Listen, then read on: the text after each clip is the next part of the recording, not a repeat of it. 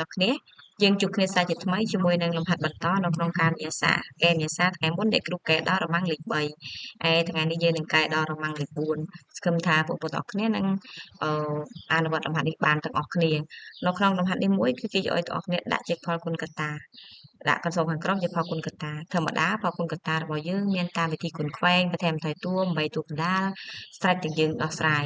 នៅក្នុងលំហាត់នេះបើសិនយើងតាមបន្ថែមបន្ថយតួឬ3តួកណ្ដាលទៅវាចេញអត់យើងមើល16ស្មើនឹង1 16ដង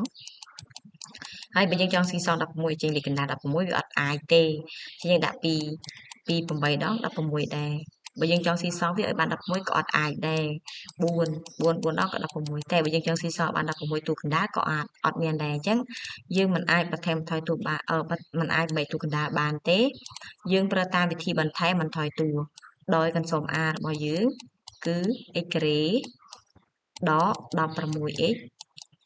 ដក16ចឹងបងប្អូនត្រូវចាំថាតួ x របស់តួ a របស់យើងគឺ x ការ៉េហើយតួកណ្ដាលនេះបន្ទាប់ពី x យើងត្រូវយកមកចែកនឹង2ដើម្បីរកតួ b ចឹងអ្នកគ្រូទុក16ដែរហើយអ្នកគ្រូចង់ដឹងថាតើគ្រូដាក់តួ b លេខប្រមាណអ្នកគ្រូយក b គុណរបស់វាចែកនឹង2ហើយបានគេចែក2បងប្អូនព្រោះរូបមន្ត a ដកបូកក៏ដោយពេលលើកជាការ៉េបំបីបាន3តួគឺតម្រង់តួរបស់វាគឺមាន a ការ៉េបូក2ដង AB នេះបូកដក AB បូក B ការ៉េចឹងនេះគឺជាតួទី3ទៅតួទី2នៅកណ្ដាលជាប់កណ្ដាលនេះ x ចឹងបងប្អូនត្រូវតែយក16នេះ AB ធៀបជាមួយនឹងរូបមន្ត 2AB ដូចគ្នាឃើញទេចឹងអ្នកគ្រូចង់បានមេគុណតួកណ្ដាលចឹងអ្នកគ្រូបោះលេខ2មកចែកវាឃើញថា16ចែក2សល់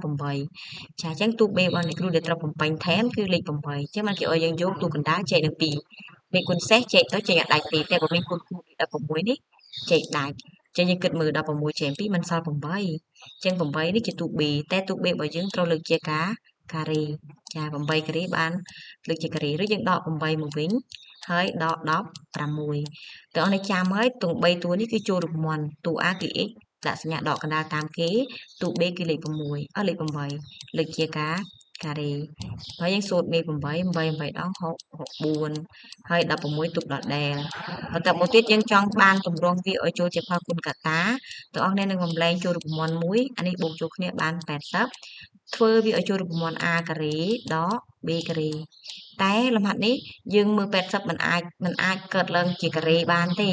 មានតែវិធីសាស្ត្រមួយគឺយើងយកតួ a របស់យើងដែលមានស្រេចលេខជាការ៉េបំបែកជាមួយ80នេះដោយអ្នកគ្រូបំបែកទៅជាដាក់រឹសហើយលើកជាការ៉េបានចូលតម្រង់នេះចានៅពេលចូលតម្រង់នេះយើងអាចបំបែកបាន x ដក8ដករឹស80កត្តានេះគឺ a ដក b មកកត្តាទៀត x ដក8បូករឹស80អានេះ80ហើយយើងអាចបំបែករឹស80បានយើងបំបែកបានបើសិនយើងចង់បំបែកតែអ្នកគ្រូអត់បំបែកគ្រូទុកតែប៉ុណ្្នឹងទៅឲ្យចង់បំបែកទៅអរគុណជួបគ្នានៅវីដេអូក្រោយបន្ត